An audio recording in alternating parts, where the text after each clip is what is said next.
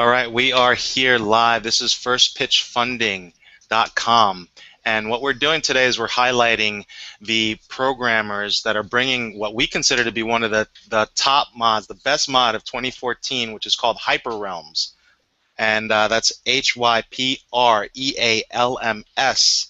HypRealms. And if you go to FirstPitchFunding.com, again, it's all spelled out, FirstPitchFunding.com, you'll be able to see the HypRealms campaign, as well as if you go to HypRealms.com, which would be HypRealms.com, you'll be able to see the site that will also lead you to their crowdfunding campaign. Part of why we are here today is to discuss how a young prodigy at the age of 8 started to program, and how he came together with a slightly older individual, kind of became a mentor of sorts, and they developed HypRealms. But overall, this is great. This is a great story because it's kind of the young and the old entering into a dynamic that, you know, is sometimes not necessarily conducive to working with one another. So how this all came together was that with some of the challenges that they had encountered with creating this mod, they brought in the dad. His name is Bob, and Bob came in and saved the day, created some new elements within the mod that we're going to talk about today. But we're going to start off with, just to introduce them all, his name is Molecules, just like molecules, but his name is Jules. So Molecules is the programmer. He is the Mozart of computer design here. As a young man, well, I should say as a young boy, and now he's developed as a young man, entering into high school.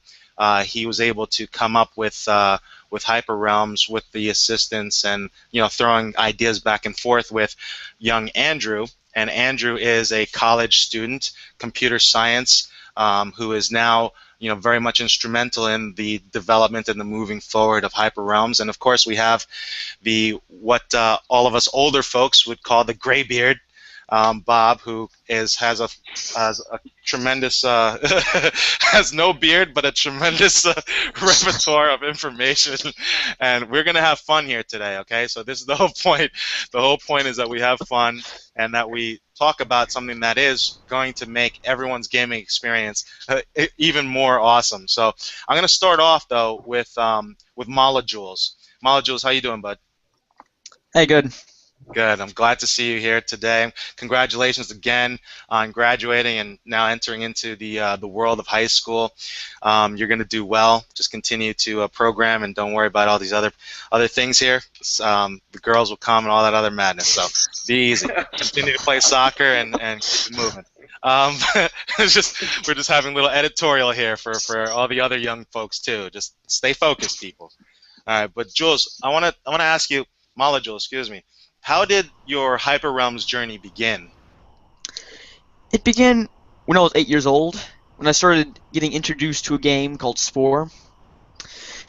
When I got introduced to this game, I started using my ideas into this game. I brought them to life. I put them on my own planets, but it was limited. What do you mean by you put them to life? Did you have to create something? Like you created monsters or different elements, animals? What is it? I created my own animals, my own creatures. Any type of creatures, I could make them aggressive, peaceful, omnivoric. I could make them anything. Okay. What I did was I actually made my own planets, but it was very limited. I couldn't become one of them. I couldn't fight them. I couldn't do anything with them. Okay. And this is also what inspired me with Minecraft. Is when I started playing Minecraft around this age, I got intrigued with the crafting idea. How you can actually craft your own weapons in Minecraft. You can craft your own bows. There's also these other mobs in Minecraft that were like walking around and stuff. I could actually play with the mobs. I could attack the mobs. I could be with the mobs. And this is where I wanted to bring my ideas from Spore into Minecraft. I wanted to be able to fuse the two by bringing the creatures from Spore into Minecraft. Except there weren't a lot of mobs in Minecraft, and I was also wondering why there weren't enough mobs in Minecraft. There is no real animation for Minecraft mobs. They're just bipeds. I was like before I after I used Spore, to make my creatures, I started using this modeling system called Blender. It was very hard to use in my opinion, so I started using another modeling tool called Techni, where I could actually build my creatures, but they wouldn't animate or be texturized in Minecraft. It would just like do this in Minecraft, just like float around, doing nothing. And then I started using something I wanted to make called an AFX engine to help my creatures become animated in Minecraft. So now my creatures are animated, but I still couldn't texturize them. They were still just red, blue, and green. So that's when I also used something called Paint.net, where I could actually texturize my own creatures. And after that, the Frost Giant is one of the creatures that's animated, and he's in Minecraft already, along with the other creatures. Okay, we're gonna get into the frost giant because I think he brings some really unique aspects to the game that that I think we're all gonna want to highlight, and I'll save that for a little bit down the road. But you know what? You said that there's a storyline behind it, so I kind of wanted to get into the mind of Mala Jules and open up how this dynamic world is going to be presented to everyone who's going to play this. You want to know the storyline Yeah, to it? yeah, Wait, yeah. the storyline is an asteroid will hit Earth. It's made of an element not from our dimension. When the asteroid hits Earth, it creates a quantum singularity, fusing a bunch of other universes with our universe. But what happened from what came from the asteroid was a creature called the Decimator. He doesn't really have a name, but villagers would call him Decimator. He will actually start mining our planet's core later on. When he does that, he's creating earthquakes and destroying the world. We humans figure out what he's doing and gather an army to face him. Decimator makes his own army out of his own creations. He makes animals like the Frost Giant and other life forms to attack us. All-out war happens. We lose. Decimator loses.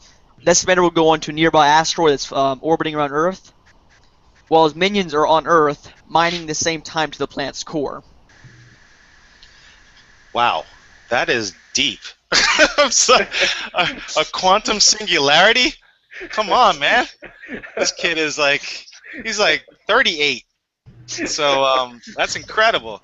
All right, well that's pretty cool. I like the concept. It fuses. I mean, literally, this is like you're playing a movie inside of this mod here. That's a really cool dynamic. So, you know, I'm gonna go in to ask Andrew a question. I just wanted to how did you, was this part of the quantum singularity that you met Jules? Now, how did you guys link up?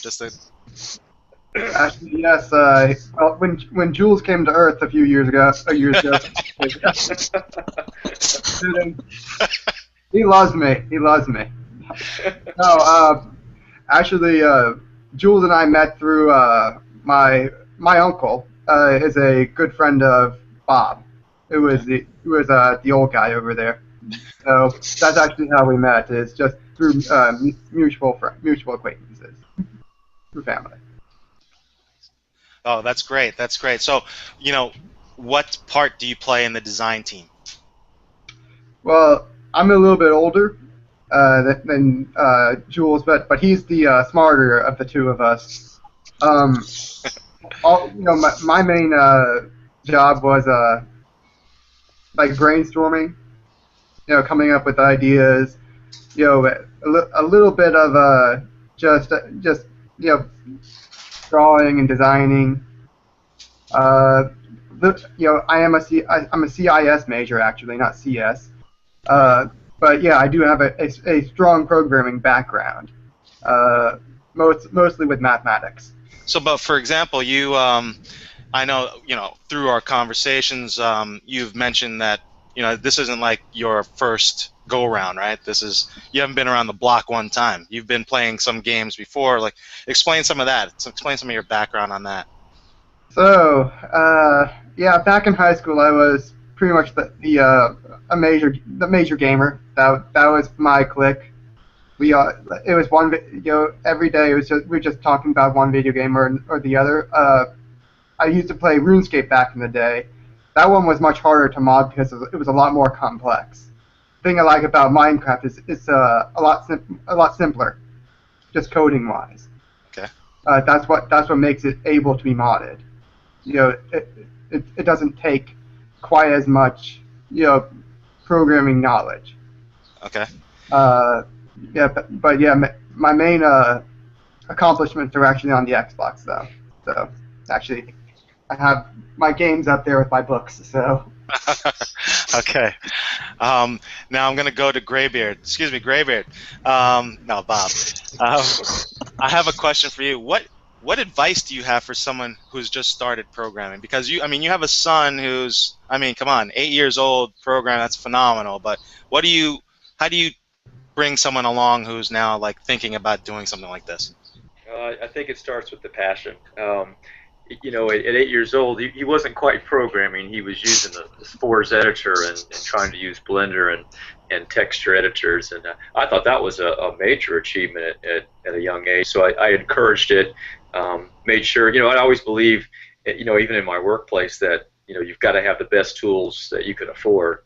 And so I went out and got him a computer and said, have at it, and really just turned him loose. And I think he made over 1,000 creatures in Spore and probably more than 20 planets and structures, and it just went on and on and on. And when I saw Minecraft, I thought, well, Spores is kind of getting old a few years ago, and Minecraft came along, and I just kind of rolled my eyes, honestly, and looked at that and said, this is kind of going backwards, isn't it? But going backwards actually turns out to be an opportunity, because what you had in Spores was a giant who'd made that game. And now you're coming into a sort of a new era where everybody can modify a game. So Right. the best advice I can give is if you have the passion, then you've got to go as far as you can with your creations. It's all about getting what's out of your head and into the program. And if you can avoid the coding, avoid it. But if you have to get the coding, you've got to start getting on forums and asking for advice for programming. Okay. Now Minecraft's nice because it's Java and it's not C or C++. Java is a little bit easier. It's not Python. Ideally, you want a Python language, which is simpler to program in. But Java is very very conducive to making things happen in Minecraft. Okay, I can see where Molecules got his quantum singularity from. So, Thanks.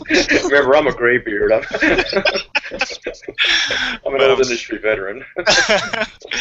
So, Andrew, you guys met through your uncle and what have you, and you guys have been throwing ideas back and forth. But, being someone a little bit older, like who do you see as the typical HypRealms player? Well, I think that's the great thing about Minecraft. It attracts gamers of all ages. I mean, everyone from the 8-year-old Molecules, back in the day, to the 40-year-old living in his mother's basement. Everyone. Just in the same way that the sandbox environment is infinite, so are the possibilities. That's cool. When you say the 40-year-old in his mother's basement, were you watching Wedding Crashers recently? Ma! Leave the meatballs! But Molecules, how do you see HypRealms evolving? Not only, you mentioned that there's this game, there's this part of it, right? Or the Frost world, or what have you, and then there's the overarching. So speak about that if you could. Okay. The Frost biome, the first part. Yes. Basically, I want people to explore it. I want people to spread their imagination, going to certain biomes, exploring, defeating bosses. That's how I see HypRealms. Okay. In the future and now. Okay. So, do you think that are you of the same mindset as Andrew, where you don't really see that there is a typical HypRealms player? Are you looking for someone who, wants action? Are you looking for an adventurous type of person? Like, what's your dynamic with that? Actually, I like adventurous people to play this, but in my opinion, anyone can play this mod. Anyone can play this. Anyone. Okay.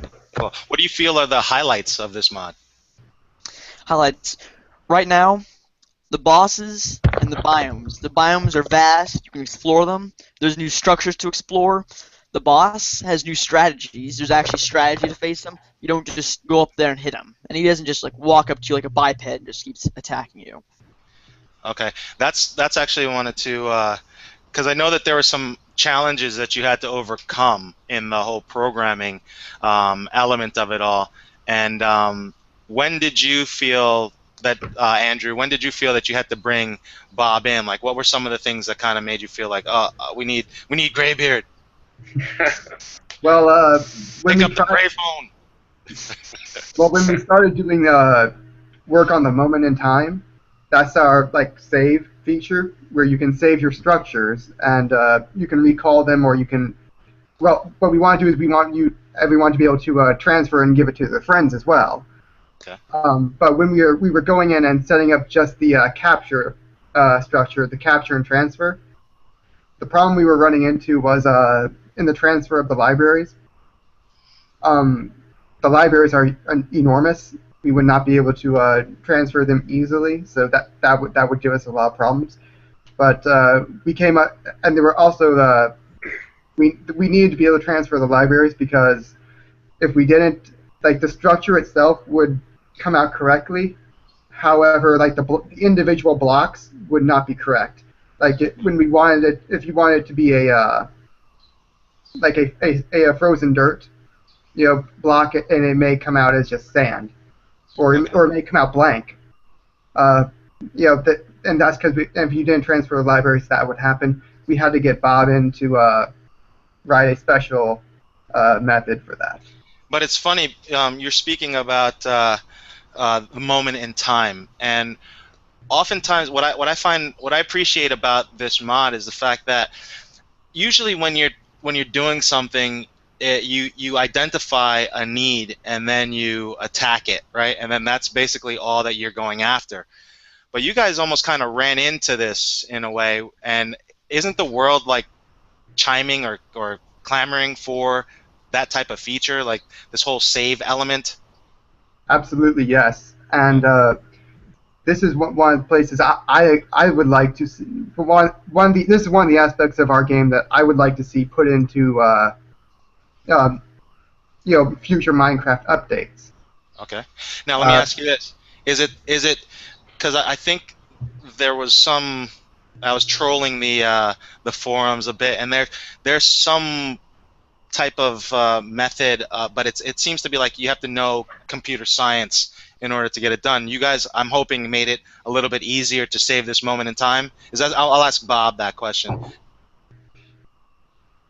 Oh, what was the question again? That's what happens when you have a Graybeard on a team. You got to repeat stuff. But, Can you speak a little louder? But what I was asking is that the moment in time is something that obviously the world is clamoring for. But as I was trolling the forums and what have you, you could find there's really nothing that's simple. It's like you have to know computer science in order to do something to that effect. And I'm hoping that you guys were able to kind of make it a little bit simpler. Oh yeah.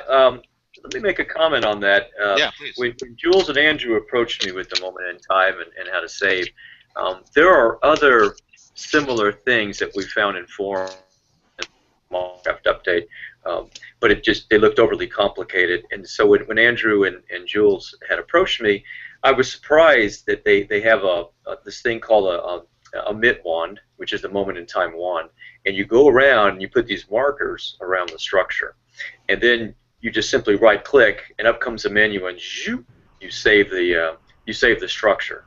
It's almost like a transporter capture, in Star Trek. Right.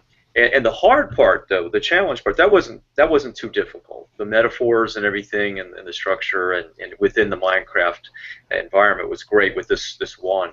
The hard part was when you actually extract the moment in time structure away from that biome and then send it over to another server and put it inside of another biome. Reconstructing that is non-trivial.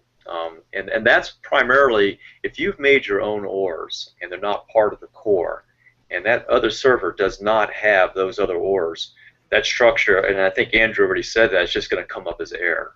And that's one of the major challenges. So the two big things were the simplicity of putting markers down and just saving a structure in Minecraft, just like you're in the game, and the other part is actually restoring it somewhere else on another server. Right. That's where the computer science stuff that you mentioned comes in. Right. So my question, I guess, is it's a natural lead-in. Is that, how did your background, help Jules and Mala Jules, and then Andrew help, develop the game further? Well, I come from the game industry. I've been on the what they call serious game side. I did go on the commercial side for quite a while. And is that Pong, the serious game? Pong. It was before Pong. It was the one line. Gee, I wish I had invented Pong. I'd probably be retired by now. Yeah, the son of Pong. Okay. So I came from the industry, and I may have mentioned earlier that this is OpenGL and it's Java. And this happens to be a good combination for me. I love both of those languages, C and OpenGL, and then Java. It's a great marriage. Mojang has done a great job of constructing part of their core code, and it's really been enjoyable to see us add this stuff to Minecraft. So, Mala Jules, what I want to ask you is that if you are playing HypRealms, is there anything that you want somebody to take away from this experience other than the adventure? I mean, like, is there some, like, how does the quantum singularity, how does that all play into what it is that you're doing as you're playing the game? As you're playing game, there's actually a goal. It's to defeat the Decimator and his army and to stop him from drilling to the core. Okay. But that's only if you want to go by the mission. You don't have to go by the main mission if you don't want to. Okay. If you don't want to, you can be just an adventurer that just goes around killing things, or you can go to other dimensions, slay those mobs, etc. Okay. And, one of the things that you guys have done, and I'm going to ask Mala Jules first, and Bob, feel free to chime in, is that, you've made some improvements. You were talking about your AFX engine and, and then some of the other elements in there. They also forget when stuff is, off the line, Mala Jules, so don't worry. Yeah, so what other advances have you made in this game that aren't a part of the regular, Minecraft? Okay, the new things that we've added into HypRealms is probably like the bosses, the biomes, the new dimensions, and the creatures, and the structures, and everything else that we're adding. It's new. But you do have the AFX, and then you also have like a physics engine, right, Bob? I mean, is that something that you've... Well, we added an additional projectile engine. Andrew and Jules felt that using the physics, the semi-physics engine in Minecraft didn't give you enough control on where the projectile went. And the reason was that Mala Jules approached me and said he'd like a projectile that was smart, a smart missile. So when it came over, it could actually heat sink and change its direction. And there really wasn't any way to program the elements in Minecraft as it stood. So we wrote a projectile class. As far as the animation, there is an animation set in Minecraft. We decided to make it simpler, try to make it simpler, by allowing people who use Techni. And Techni's a great editor for Minecraft, but it allows them to use the Techni editor and then add the animation by importing a special converter that we wrote. So those are some of the features that we've added. And then you've heard about moment in time, and that's really quite complex for spawning a structure that you saved from a prior biome. So those are the things I see as the technical challenges that they gave to me. Andrew, I think you also were working. You guys all worked on it, but the frost giant, and we're back to the frost giant. Like, he's not normal. He's not your regular biped, like you were saying, Mala Jules. But at the same time, there's a little bit more to him. He's a special animal. He's a special mob. He's a special boss or what have you. He's got AI, doesn't he? Yes, he does. Thank you, molecules. Hey, Jules, tell us how you do that AI. What is your please. general approach? General approach to the AI is you need to build something called a state machine, where you have different bubbles on what he does and when he does it and how he does it. So the thing about it is that when you were saying he just, they just don't come at you and then you hit them and then that's it. It's something where it almost like he has and that's artificial intelligence, but he's got a method. So explain the method. So if I'm fighting him and I have health and he's got full health, how is it? How does that evolve? How does our battle evolve as I'm Okay. trying to hit him and stuff? Yes. When you're like in long range position from him, and Frostshine first sees you, he'll do his long range projectiles and try to hit you. Those are some of his most devastating attacks because he's more of a short range creature. His main weaknesses, like you want to get into his middle range, but when you're in his middle range, he's got a few attacks that are very devastating though. But Okay. he doesn't do many attacks in his middle range. When you get down to his short range attack, he does something called his Frost Breath, where he'll just do this unrelenting attack where he breathes his Frost Breath and keeps firing projectiles right in front of him. What you as a player would probably do is scrape him, move diagonally towards him as you attack him. When he gets down to half health, he'll be invincible to arrows. He'll get this glowing shield on him, which will actually make him invincible to arrows, and he will slowly regen health, very slowly. So if you leave him alone, he'll be able to gain health. Okay, so in a way, he's got really bad coffee breath. So if you're close to him, you just don't want any parts of that. All right, so then, yeah.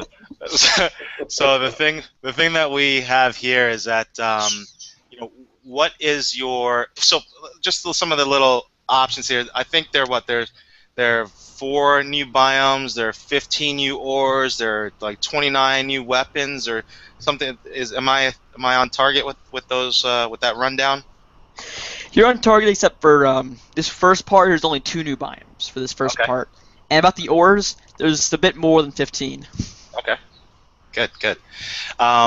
So what are you guys looking for? Like, what's the point of the crowdfunding campaign? I can answer that one. Please. The point of the crowdfunding campaign is really to support ourselves. I mean, running all these servers, getting the bandwidth, getting the servers in the first place. This is all really expensive stuff. We didn't quite realize just how much until we actually got into it. The majority of the money from our campaign will go toward setting up and sustaining those sustaining those elements. The reason that we're charging like $15, $23 for it is because we want it to be a one-time deal. Like, we don't want you to have like a $5 monthly fee or whatever. No one wants that. So that's why that's why we're doing the crowdfunding campaign. It's mainly for support, and the rest of it will probably go into like development. We're not going to get too much into it now, but we are going to be coming out with like part 2 and part 3 of HypRealms. HypRealms is actually the series.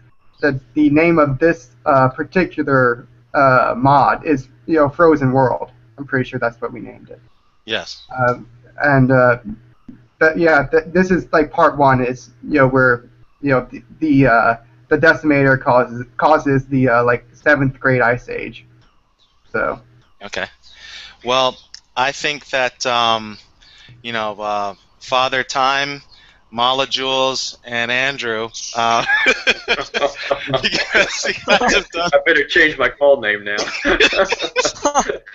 You guys have done a terrific job. I really am. As people are able to check out the videos and also go to FirstPitchFunding.com. Again, that's FirstPitchFunding.com, because you have a first pitch to make a lasting impression, and that's what we help you do. And you know, HypRealms, of course, is HypRealms.com. This is the best mod of 2014. I'm going to throw it on the line. I'm going to put my mouth where my money is, and I am a supporter as well. So you know, when people have the chance to go out and support this awesome effort that's being done by someone who has started this long ago. You see Mala Jules here. He's, you know, a young man, you know, growing into his own. But this has been something that has started from many years ago. So this is also something out there for, and I'm not trying to embarrass you, Mala Jules, but you know, you are also there as a testament to young people to stay at it. And like your dad said, you know, if you have that passion, just dive in and get it done. Because you know, I applaud you for that. It's just tremendous. I know at the age of 8, I would have never done anything like this. So, but that was a whole nother one. I'm actually making fun of Father Time, but it's not like I'm much younger anyway. So, but I can't this is remember age 8. I feel I was that age. But what I wanted to say to everyone on this this hangout is thank you for your support. Thank you for making HypRealms a reality. We are, you know, I think very excited about what this can do and how this can help everyone have a better time in this gaming experience. And we look forward to the other quantum singularities that may occur and beaming up structures and seeing how fast Scotty can make it go. But as he always says, I'm giving it all I can give, Captain. So we are going to sign off here and just say thanks to everyone for your time, your efforts, and we look forward to having another hangout where we can show people part 2 in the other worlds as well. So, guys, thank you so much for everything that you've done, and keep at it. Mala Jules, you're awesome. Thanks. Hey, what about me? You're cool. You're just older, though. I'm tired. I'm tired. I think I'm going to take a nap. I'm tired. All right, guys. Have a great one. We'll talk to you later. Guys.